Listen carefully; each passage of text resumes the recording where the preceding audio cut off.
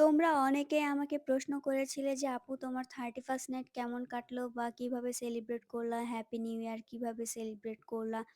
তো প্রতি বছর যে করতেই হবে বা প্রতি বছরই সেলিব্রেট করি এমন কোনো কথা নেই। এই বছর যেহেতু আমার বিয়ে হয়েছে অনেক কিছুই প্ল্যান ছিল হাসব্যান্ডের সাথে, তো কি আর বলবো দুঃখের কথা। এই যে আমরা বারবিকিউর জন্য চিকেনগুলা রেডি করছিলাম।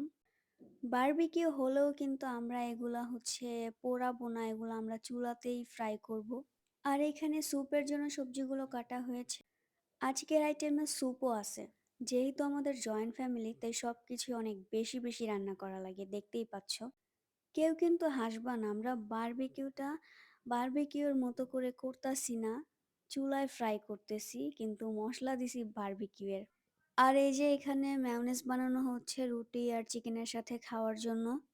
এইবারের 31st নাইট পুরাই অন্যরকম। মানে আমি এর আগে এমন 31st নাইট আর জীবনও করিনি। কি আর বলবো, আসলে আমাদের কপালটাই হচ্ছে খারাপ। এটা হচ্ছে একটা নাগা মরিচের সস, স্যুপের সাথে খাওয়ার জন্য বানানো হইছে।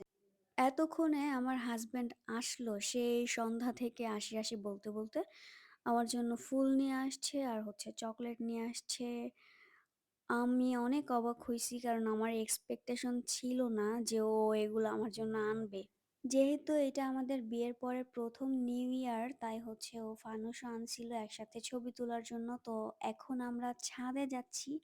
আর কষ্টের কথা হচ্ছে ছাদে যাওয়ার পরে দেখি ছাদ তালা দেওয়া, ছাদে যাওয়া নিষিদ্ধ একদম। এজন্য আমার মনটা খুবই খারাপ। পুরাই ব্যাড বাজ।